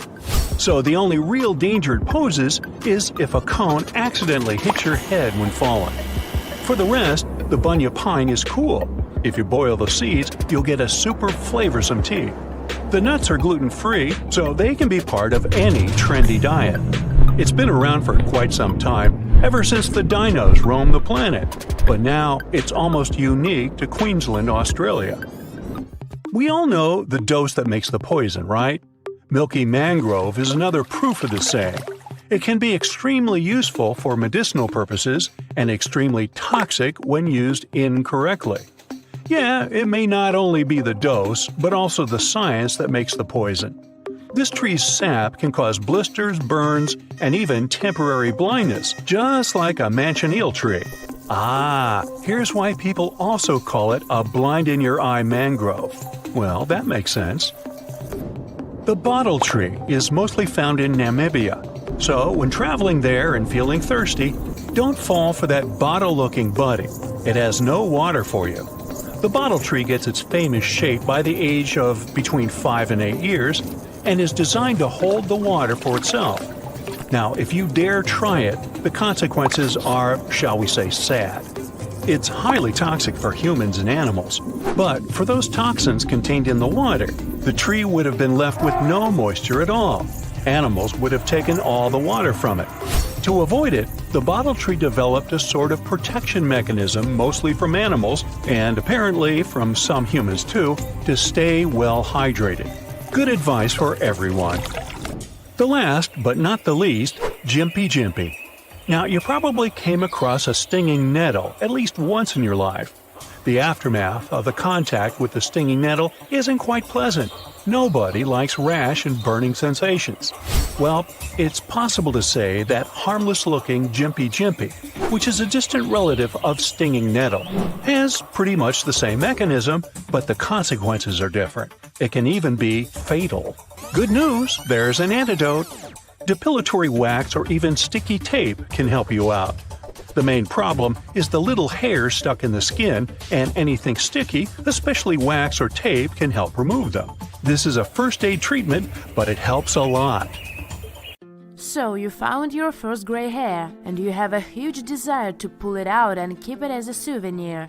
But the all-knowing grandma stops you from doing that, since everybody knows 2 new hairs will grow in its place. It's one of the most popular myths that have been going around for years. When you pluck out a hair, the follicle still stays where it was, and it will produce a substitute soon enough. But it doesn't have the superpower to multiply, so you'll get just 1 new gray hair. The new hair might even be darker, as the hair follicle might produce another pigment this time. If you go too far with plucking, though, you might no longer have any hair in that very spot. Are you afraid of using your cell phone at the gas pump because it might cause an explosion? Well, there hasn't been a single documented case of a phone given off a static electrical charge and causing a tragedy. All the no cell phone signs at gas stations are a precaution. Electronic materials aren't welcome there because they might cause static electricity and be a source of danger. Plus, you should be 100% alert whenever you're driving. Chatting or texting while fueling up might cause some bad consequences, like driving away with a gas pump in your car. A viral video made millions of people believe that if you see a wire tied to your car door handle, you gotta call the police immediately. According to the author, kidnappers use this trick to distract you and then go after you. In reality, there have been no officially recorded cases of anyone getting kidnapped this way. This urban legend must come from a 2015 Facebook post which mentioned the wire trick and was debunked soon after it came out. The idea lived on, though, and keeps resurfacing. It does make sense to look after yourself and follow some simple rules that will let you stay safe on the road anyway. You might want to learn some self-defense, park in well-lit areas, and always look around for suspicious things and people before you get in the car. Also remember that a lot of similar myths and urban legends are only created to grab your attention and get their authors some likes and shares. If you add brown sugar to your coffee, confident that it's healthier than the white option, it's probably not the best idea. Brown sugar does contain some minerals, but the amount of them is so tiny that it can't really benefit your health. Otherwise, it has the same amount of calories and nutritional value as the white sugar. The only difference is in color, flavor, and the manufacturing process. Brown sugar doesn't go through that much chemical processing. So if you're trying to cut your calories, it doesn't really matter which of the sugar types you add to your food. When you press the snooze button in the morning, you're not actually going to get those extra 10 minutes of sleep. It does feel good to postpone getting up, but the snooze button makes you feel more tired instead of providing you with extra rest. You have your own biological sleep cycle that adjusts to your schedule. When you wake up and instantly fall asleep again, your brain gets confused, which is why it will get harder and harder for you to get up when the alarm rings for the second or fifth time. In the long run, the snooze button may mess with your ability to get high-quality deep sleep. Another popular sleep myth is that you swallow up 8 spiders every night without knowing. Relax, you don't swallow any spiders at all. To them you look like a giant, or rather a mountain in the landscape. Any sounds you produce while sleeping, like breathing or your heartbeat, are super scary to them. So all they want to do is stay as far away from you as they can. This myth went global after a magazine article that mentioned people easily believe anything they see online. Well, the article was right after all. You don't really have to wait 30 minutes or longer to swim after lunch. This myth has been around for more than a century, as it was a rule published in the 1908 Boy Scout Handbook. It said that swimming sooner than 90 minutes after food could lead to very dangerous consequences. It made many people believe that because digestion diverts blood flow from the muscles to the stomach, swimming could prevent the blood flow to the stomach, give you cramps and even make you drown. In reality, extra blood goes to the stomach, but it doesn't affect your arms or legs. Food might even be good for your swim, as it will provide you with extra energy. And don't forget to take enough water with it to stay hydrated. Diamonds are super expensive because they are so rare, right? It turns out they aren't as rare as we're made to believe. Rubies, emeralds, and sapphires are much rarer and far more expensive than diamonds. Scientists have even found a way to create artificial diamonds, making their production rather easy. So that price people are willing to pay is a result of a super successful marketing campaign from over a century ago. The company that mined and sold diamonds spread myths about these gems around the world. They convinced everyone on the planet that diamonds are so rare that the price is reasonable. Plus, they've turned these rocks into a symbol of love and engagement. Movies made us believe all dinosaurs were huge, dangerous lizards, but in reality there were all kinds of dino species. Some of them weren't much bigger than a cat or a golden retriever. It looks like those smaller species were more numerous than their big relatives. Plus, some dinos, like T-Rex, were even covered with feathers, especially in the early stages of their lives. The deeper you go inside the ocean, the darker it gets until there is no light at all. The colors change from blue-green close the surface to more intense blues and then down to indigo blue and total blackness. Well, sunlight penetrates deep waters weakly, so technically below 3,200 feet there is officially no light. But there is another type of light down there. It's all about blue and green luminescence. It generates light thanks to an enzyme called luciferase. It breaks down high-energy molecules and produces photons in bacteria and some deep-sea fish bodies. It seems logical that summers are so warm because our planet gets closer to the sun, and winters are so cold because the Earth gets as far from our star as it can be. Yet, it's another popular myth. When it's summer in the northern hemisphere, our planet isn't actually closer to the sun. It's the opposite. The Earth is at its farthest point from the sun during July and at its closest point during January. Summer is warm because the axis of our planet is tilted. During its orbit, the Earth's tilt allows energy coming from the sun to hit us more directly because the angle is steeper. The asteroid belt isn't as dangerous as Blockbuster made us believe. If you were to travel through, it wouldn't be a flight through a dense and chaotic field of rocks smashing into each other. The asteroid belt is a zone that's 200 million or 300 million miles away from the sun. It's a very isolated and lonely void with much space in between. If you pulled all those asteroids from that belt together, you'd get a mass that's around 4% of our moon. That's why astronauts get really excited when they see just one asteroid smashing into another one. Otherwise, space is not that eventful. Hello, distinguished guests, and welcome to Aquarium Bright. Here, you will get to see the most dangerous sea and ocean creatures. But don't let what I said mislead you. It's very well possible for you to come across one of these underwater animals during a walk on the beach.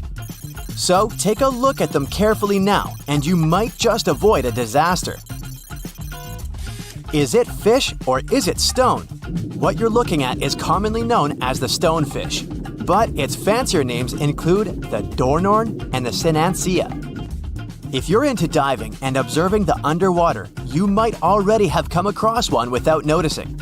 Its appearance makes it almost impossible to distinguish it from a real stone due to its gray coloration and mottled appearance, especially if you're wearing fogged snorkel goggles, so you better pay attention because otherwise the consequences can be unfortunate since stonefish are the most venomous fish known. Although some types of stonefishes are known to live in rivers, and most of them are found in coral reefs near the tropical Pacific and Indian Oceans.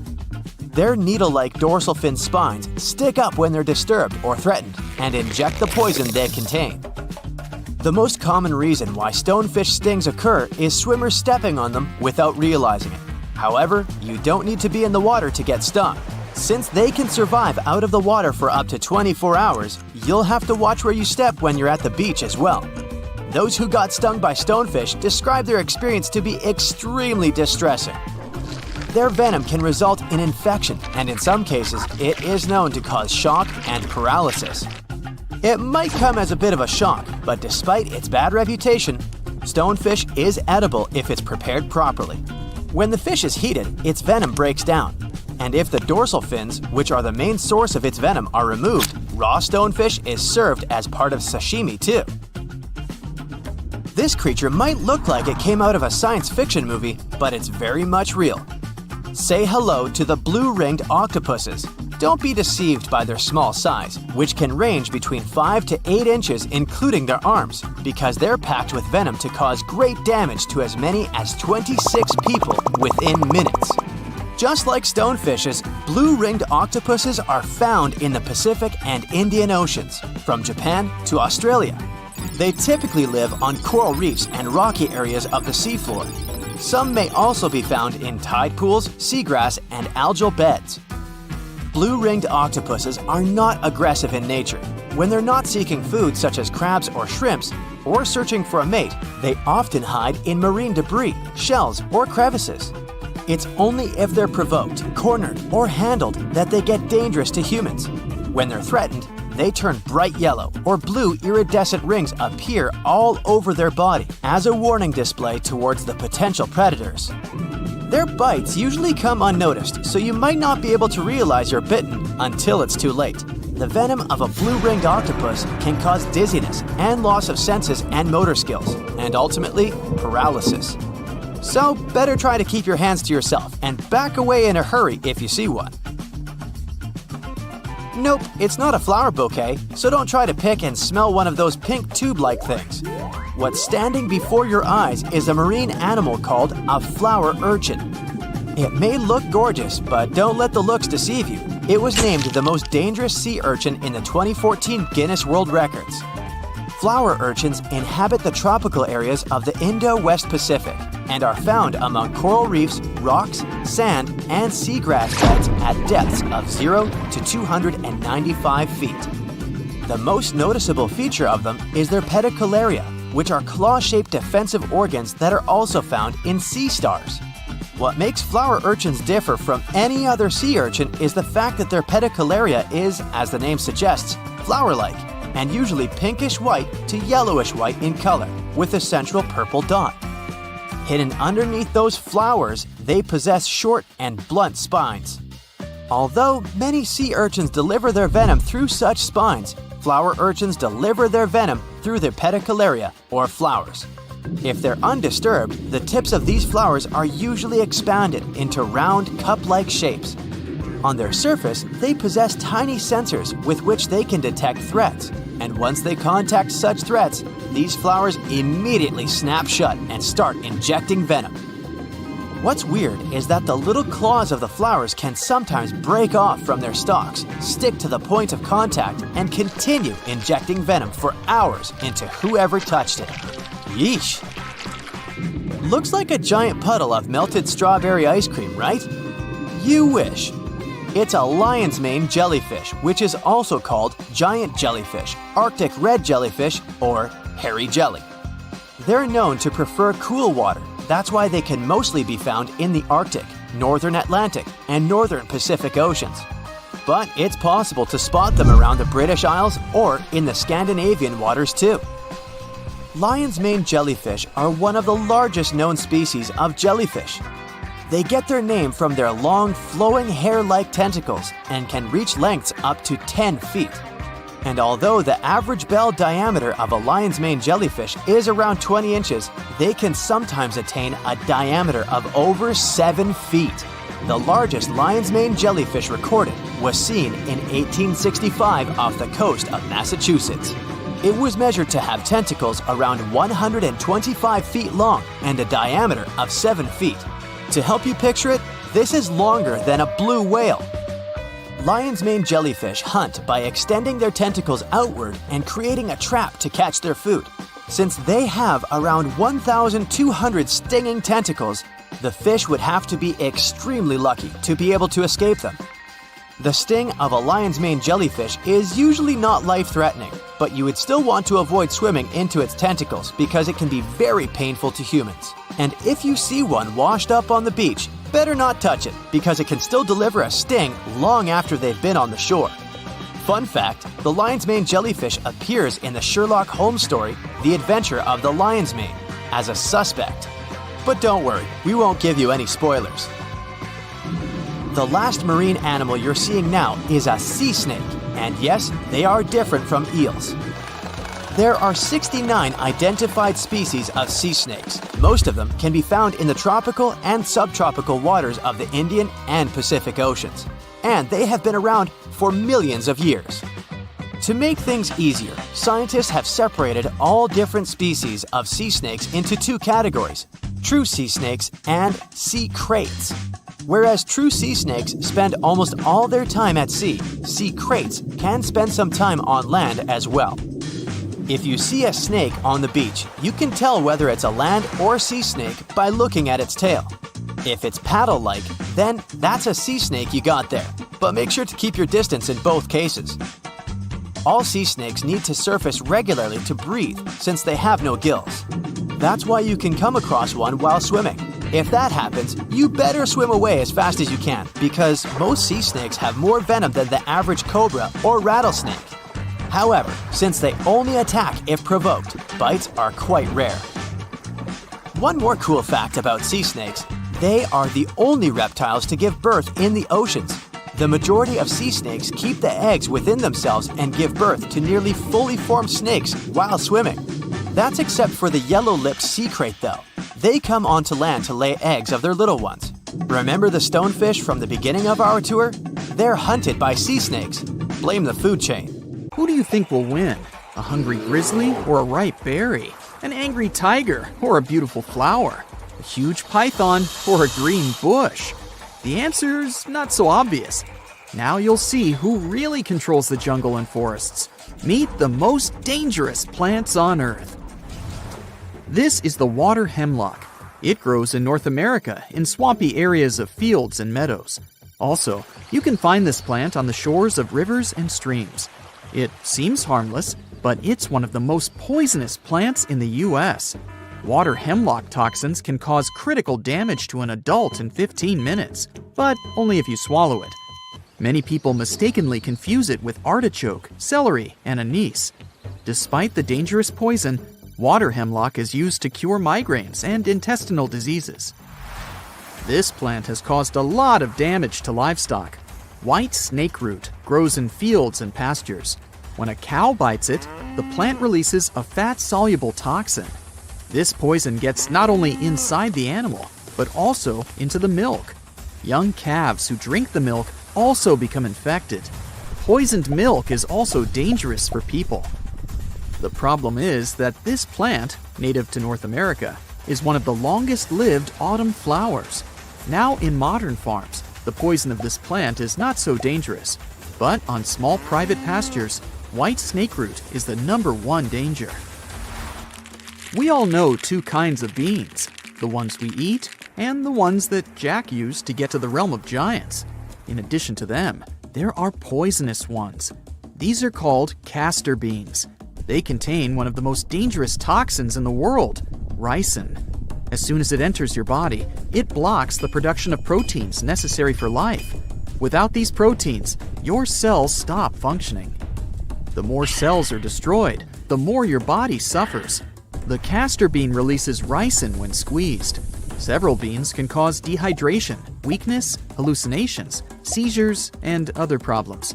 About 7 beans are enough to cause critical damage. So remember what they look like and never touch them if you see them in the woods. One of the most beautiful plants on the planet is also one of the most dangerous.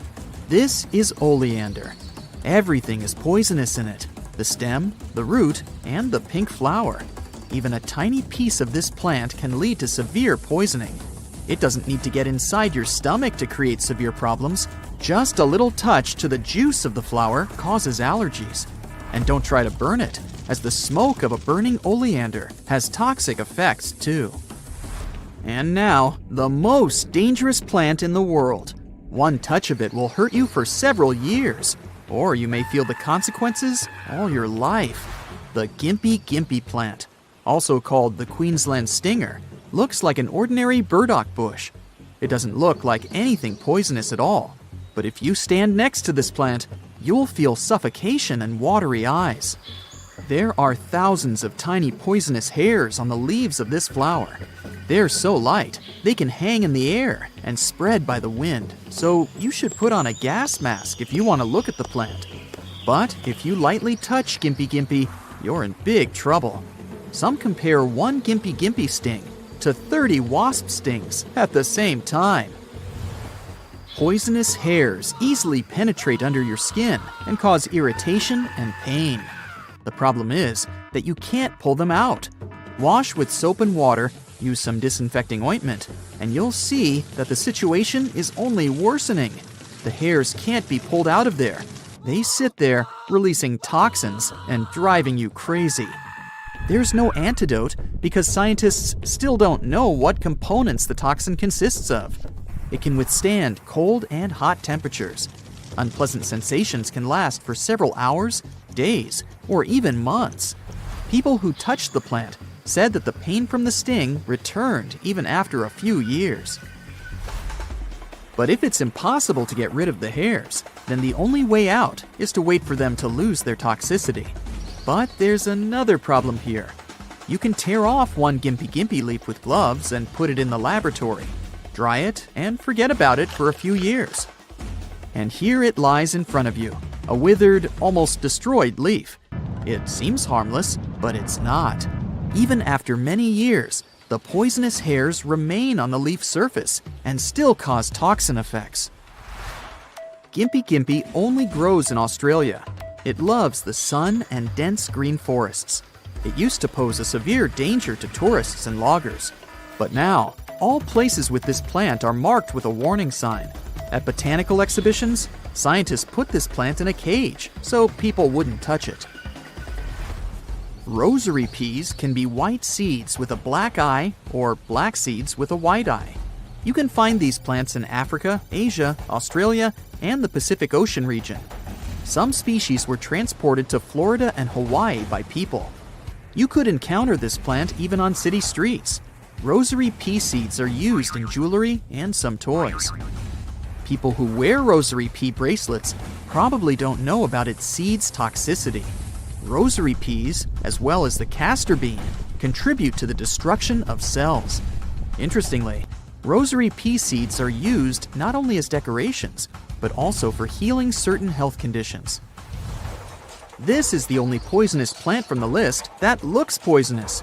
You probably won't want to pick it up when you notice it. See this red stem that looks more like an artery or an enlarged nervous system? And those berries are similar to eyes. Doll's eye looks a little creepy. Their internal structure is also as unpleasant as their appearance. Doll's eye has a dangerous toxin. The longer they grow, the more poisonous their composition gets. Doll's eye chemicals have a sedative effect on muscles and hearts. This means that your body relaxes so much that it stops working. You've probably seen this plant in reality or wildlife movies. Venus flytraps are rare representatives of carnivorous plants. Fortunately, they're not as dangerous for humans as for insects. But in any case, you shouldn't stick your finger in them. So here's how they work. The plant opens its mouth.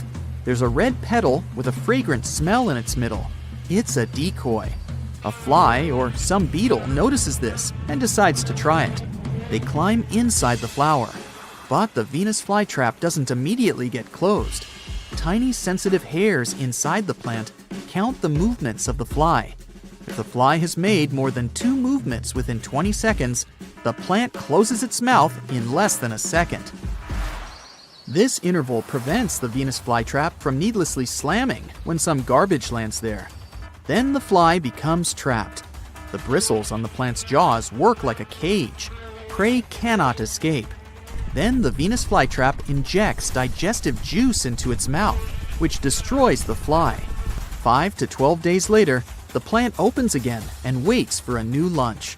The Venus flytrap can eat flies, beetles, spiders, and even little frogs.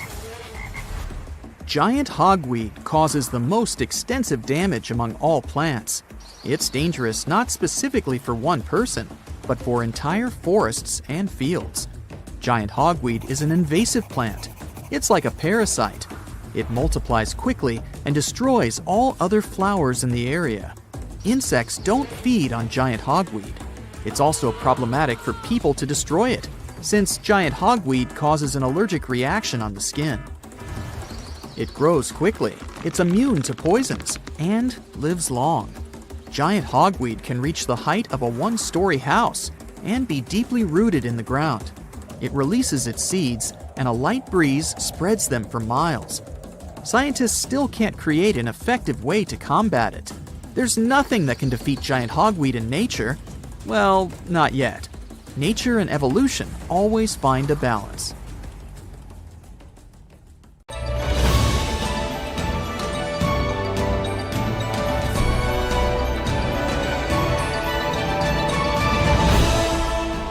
North Yungas Road in Bolivia is one of the most picturesque and most hazardous roads in the world. Just imagine biking along a cliff trail at a mind-numbing height, overlooking the lush Bolivian jungle and misty mountains at a distance. What a view! But as soon as you realize you're riding on a 10-foot wide stretch of road, some of which isn't even paved, you might get skin crawls. And for a good reason. Over 200 folks tumble to their demise each year on this devious mountain climb. And the absence of any guardrail doesn't help at all. Now, if you're more into walking, consider the Husseini Bridge in Pakistan. It's officially the most dangerous hanging bridge in the world, but hardly the only one in the country. It's a long and nerve-wracking traverse over Lake Borit, with many planks of the bridge missing and the whole construction creaking ominously in the wind. Still, the place has become a major tourist attraction, although the old and broken bridge visible nearby only adds to the impression that you're inevitably going to fall to a screaming end. Well, at least you can be thankful that the lake beneath is not Lake Natron in Tanzania. If you fall into water, you still have a chance of survival. If you fall into the waters of Natron, not so much. The pH levels here are a skin-melting 10.5. What passes for water is more like an alkaline soup. No wonder this place is so peaceful. Pretty much nothing wants to live here. And yet, flocks of flamingos come to Lake Natron to breed every few seasons, and it becomes a white-pink paradise for the period. Positively. Which can't be said about the Danakil Depression in Ethiopia. Despite its beautiful, otherworldly landscape, it's perhaps the loneliest place on Earth. Yellow, orange, and green mounds are made of salt, sulfur, and iron, creating views like nowhere else on the planet. Yet the combination of temperature and toxic minerals makes this place absolutely unlivable. Researchers coming here haven't found even microscopic life in this valley. Really, like another planet. Beautiful and desolate. On the other hand, there's an island that's bubbling with life, yet still you don't want to be there. It's called Snake Island, and the name says it all. It's chock full of snakes. In fact, there are so many of them, especially the venomous varieties, that Brazil has forbidden access to the island to any and all visitors. But even if it wasn't closed off, not many would be brave enough to go to a place where a single step offshore could land you a venomous bite. Now, I'll bet that Fly Geyser in the middle of the Nevada desert was created partly because humans became jealous of that. This place had been just another bit of desert until 1916. People came here to drill a water well. They quickly saw the error of their ways, though. The water came out boiling hot and unfit for drinking. 50 years later, there was another attempt, but the same thing happened. We don't learn, do we? Anyway, hot water never stops spewing from under the ground, and today we have a massive geyser cluster colored in shades of red, orange, and yellow. Now, I say let's take a break from things that could bite, burn, or crush you, and take a walk in a serene forest. We're in Japan, and it's Sagano Bamboo Forest, a marvelous natural park where you can't help but hush your voice and just look. And listen too, because the sound of the wind in the bamboo trees is the first ever officially recognized soundscape. All the more surprising to find such a place just half an hour's ride from Kyoto, one of the busiest cities in the country. Take a deep breath of fresh air now. You're gonna need it. We're going underwater. Behold the Great Blue Hole, apparently named by Captain Obvious. It's one of the most beautiful places on the planet. Located off the coast of Belize, this giant sinkhole is a massive tourist attraction, especially popular among divers. It's actually a whole cave system, and they say it gets weirder and more picturesque the deeper you dive. Beware though, it's popular among sharks too, and both bull sharks and hammerheads have been spotted here more than once. Here, have a towel and prepare for some barbecue. The Darvasa gas crater is waiting. A huge hole again, this time in the ground and burning. Over 50 years ago, geologists found this spot in Turkmenia, Central Asia, and were quite a bit alarmed. There was an enormous deposit of methane, a highly flammable gas, underground. They set it on fire to prevent the gas from spreading, and since then, the hole's kept burning. It's over 200 feet across and 100 feet deep, and no one knows when it'll finally run out of fuel. Is it too hot again? Well, let's have a little swim with jellyfish then. Jellyfish Lake on one of the rock islands in Palau is perfectly described by its name. In 2005, there were about 30 million of these creatures here. Although today only 700,000 of them remain, their number is growing, and tourists can actually swim with them. Until they get stung, that is. Okay, kidding. These jellyfish don't have stingers, so it's safe. Until they decide to grow stingers, of course. From the depths, we're going even deeper. The Gomantong Caves are our next stop. The cave system on the island of Borneo could have been Batman's hideout, given how many bats live there. At night, these nocturnal animals fly out of the cave in the thousands, making you wonder why you're still there watching it. But if you're brave enough to go inside the cave, you can truly marvel at the variety given to us by nature. Because there, on the floor and walls of the cave, lie tons of bat droppings, giving food and home to millions of cockroaches, parasites, and giant centipedes. Wondrous. Okay, I'm out of here. Now, if you're as easy to get away as I am, here's a place to go: Madidi National Park in Bolivia. It's one of the largest protected areas in South America and is home to an immense variety of animals, birds, and insects. I could do without the mosquitoes, but it's still among the few places where you could see wild macaws, monkeys, capybaras, and dozens of other creatures. Still, it's better to be careful because wild animals aren't always happy to see you, and there are known cases of attacks on tourists. Ever wanted to feel like Frodo Baggins in Middle-earth? Here's your chance. In Iceland, there's a slumbering volcano named Þrígukageigur that welcomes guests to a tea party. Now, don't confuse this with another infamous Icelandic volcano, Eyjafjallajökull. Yeah, it's easy to mix them up, they sound so similar. Here, tourists are actually ushered down into the volcano and spend close to an hour inside, looking at the magmatic landscape. They say Þrígukageigur can't wake up all of a sudden, but who knows? Don't forget to bring the Ring of Power just in case. From the lowest dungeon to the highest peak, and here we are at Mount Hua in China. It's called the most dangerous hike in the world for a reason. It's high, it's crazy scary, and it's a hike. At the height of 7,000 feet, which already makes me reconsider, there are several wooden planks nailed to the sheer wall of the mountain. When you get to the start of the hike, you put on safety gear and realize there's no turning back. You have to walk all the way. And then back. But if you're lucky, you'll see a crowd of hundreds of tourists and decide not to spend hours waiting for your turn. Finally, to really creep you out, I'm taking you to Pripyat in Ukraine. If you watch the TV show Chernobyl, you probably know what happened in this area. If you didn't see it, well, don't have a meltdown. Much of the town is still off limits for visitors, but there are already guided tours around the place. As haunting as it is, the landscape has some magnetic force. The silence makes you keep as quiet as you can.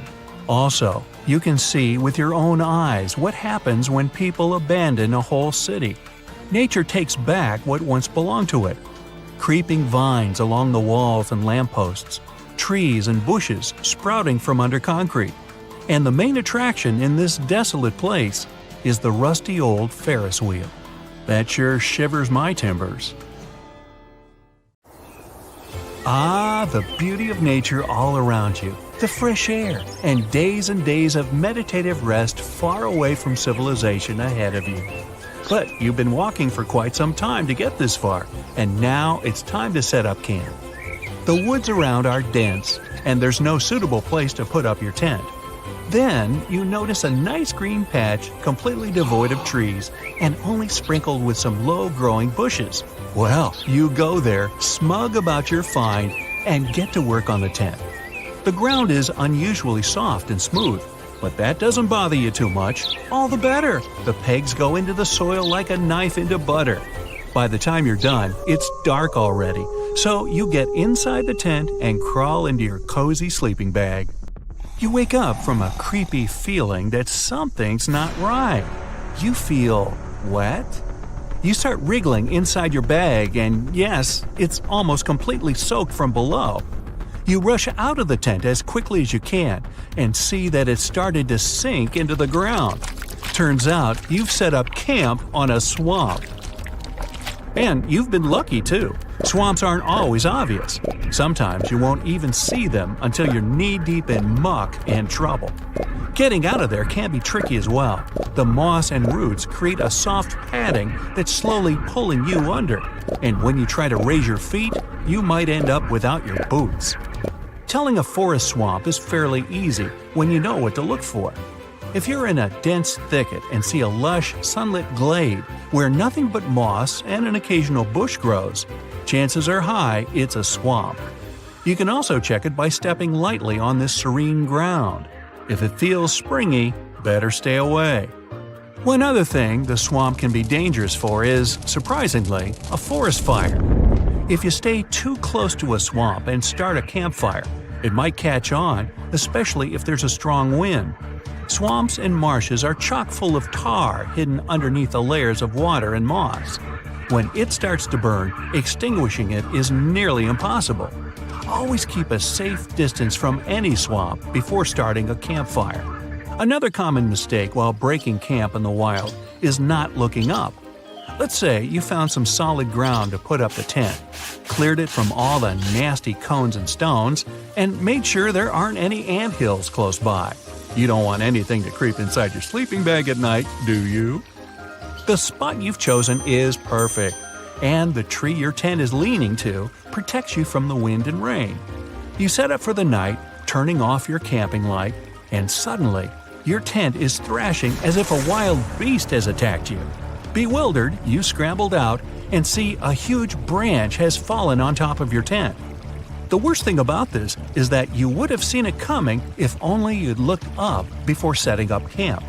Half-broken and rotten branches are easy to spot, and it's never a good idea to put your tent straight beneath them. Such a thing can break off at any moment, and you'll be lucky if it doesn't tear your tent and harm you. Crunch. Dozens of tourists make this mistake every year and often pay dearly for it. Looking up will also help you make sure there are no wasp nests or spider nets above you. These might prove even worse than a branch because wasps don't like to be disturbed, and spiders may turn out to be venomous.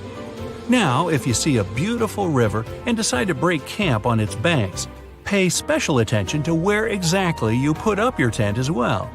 If you stay too close to the water, especially in spring or fall, chances are you'll find yourself afloat in the middle of the night. Always check the weather forecast for the day and the night after. If there's a chance of rain, better stay away from any bodies of water, especially rivers. The rain might raise the water level in it and make it burst its banks, drowning your little camp and ruining your vacation.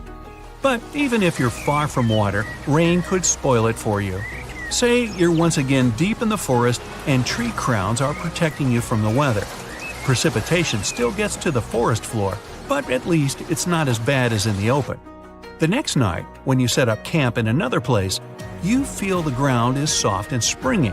It's not a swamp though, just the last night's rain has loosened the soil. If you're in such a spot, better move to somewhere solid. Thing is, soft and loose ground might start creeping out from under you at any point. This movement isn't as dangerous as when you're in a swamp, but the pegs of your tent might come loose too, and you'll end up buried underneath a pile of rugs that used to be your tent. And if you decided to set up your camp in a cozy-looking valley, and the rain starts falling when you're already there, well, prepare for a nice floating trip. All the water will naturally go down and into your shelter, eventually finding its way under your tent. No wonder you'll find yourself knee-deep in rainwater when you wake up. Oh, what a great spot for taking a bit of rest after a long walk.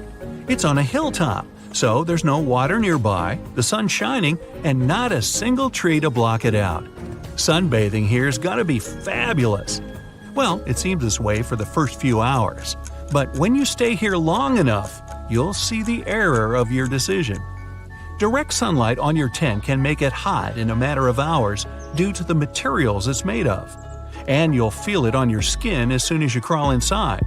Let's just say you won't want to stay in there for long until it's night and the tent's cooled down at least. Same thing with the wind.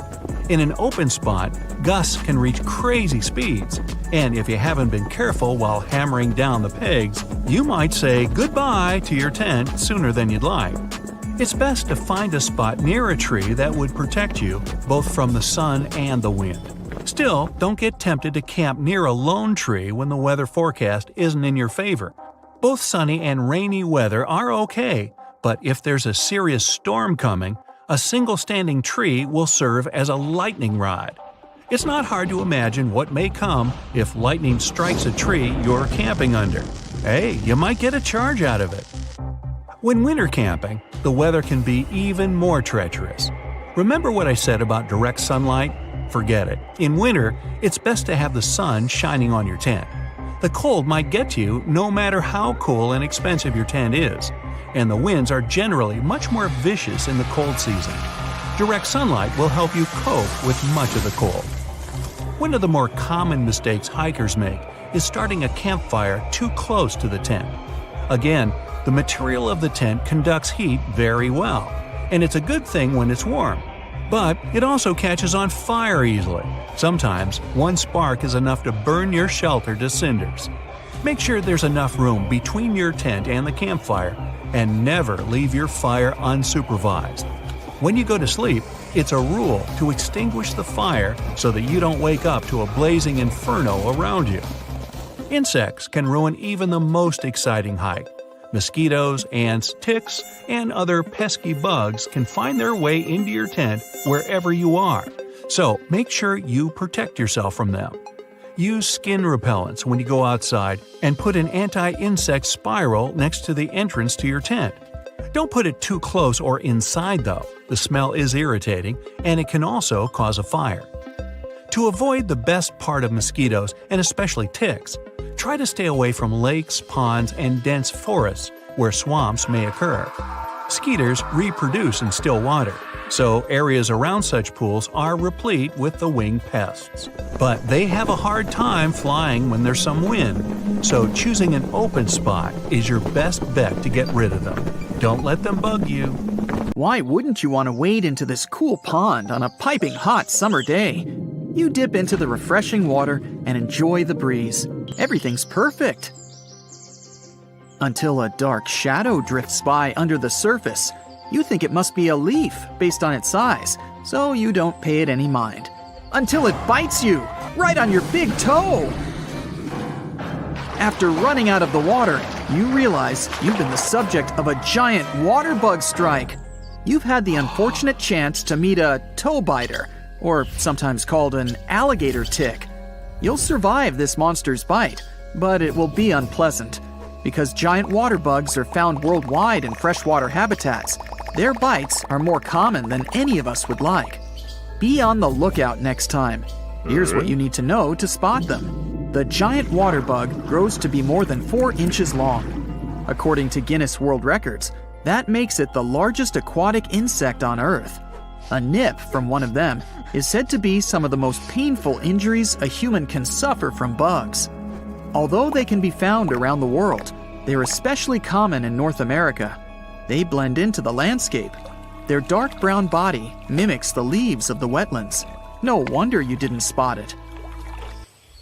They're predatory by nature, usually after small fish, tadpoles, and other insects. But they've also been known to take down bigger prey, like snakes and even turtles. Good thing you're much bigger than a turtle. In some species, female toe biters lay their eggs on the male's back. He then carries them wherever he goes. As sweet as that sounds, the sight of a male toe biter carrying his eggs is unfortunately super unpleasant and will send shivers down your spine. And what's worse, even though they're called water bugs, they can fly. So don't just watch out below, because they can come from the sky. As you catch your breath on the shore, something lands on your shoulder. Quick, swat it away! It's a botfly! Botflies are vicious tiny insects that lay their eggs in mosquitoes, injecting those eggs into humans. Your warm body temperature creates the perfect incubation environment. When they hatch, they start their lives with the grueling task of eating their way out. Lovely. You're most likely to find them in Central and South America, but it's not implausible for you to have an unlikely encounter with these small creatures in Florida as well. The name hammerhead worm calls to mind nothing good. It sounds like an impossible cross between a shark and an earthworm. Looking at one, that's not far off. Multiple sightings of this strange creature were reported across Georgia. They live up to their name, with a distinct crescent moon-shaped head. Well, what appears to be their head, their mouth is halfway down their bodies. Their appearance is off-putting for a reason. These babies are poisonous. They produce tetrodotoxin, the same as pufferfish. Scientists aren't yet sure how it uses the toxin, but the best bet is that it's a tool to catch its prey, other worms. We also don't know how much of it would hurt a human, but experts say to stay away no matter what. Especially don't harm it, because it has the spectacular ability to reform itself out of cut sections of its body, like the myth of the Hydra. Side note, someone with a great sense of humor nicknamed these grubs lanchovies, which sound much less scary than hammerhead worm. The giant silkworm caterpillar looks as intimidating as it should. Its potent venom is no joke. The larvae are sheathed in tiny spear-like bristles, which release a highly poisonous anticoagulant toxin.